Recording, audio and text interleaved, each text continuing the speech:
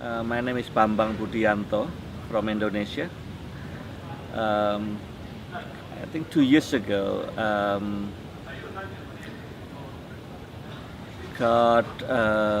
when we were preparing for the global summit, the third, God spoke to me from the Joel chapter 2, 28. The message was, in the last day, God will pour out His Spirit to all flesh, to all people. And then it says that your sons and daughters will prophesy, your young men will see vision, and your old men will dream dreams. That move forward in the book of Acts, when the church was born in Acts chapter 2.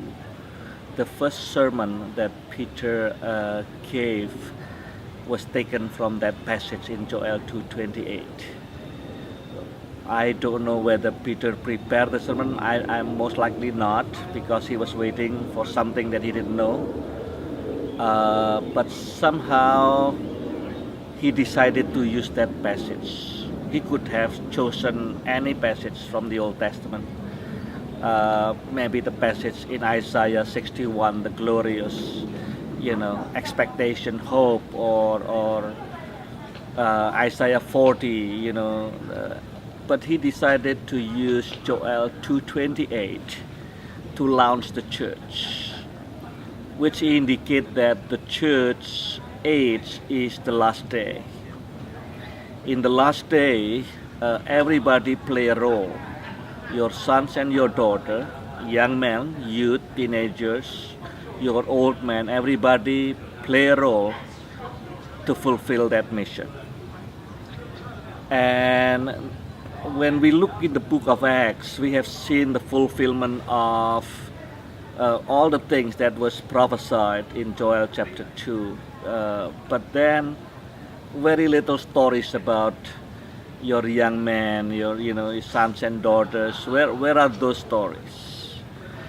Either they were not captured, or that is still wait for its fulfillment.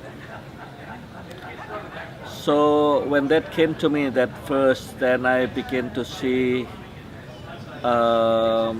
also what God has done in this world. Since late 90s, I believe, more and more people begin to invest and focus on children and young people. A lot of different movements like child theology, holistic child development, global movement began in 2000 and on. So when you look at the scripture and you look at what happened in the world, then I begin to see, is this something special about these days?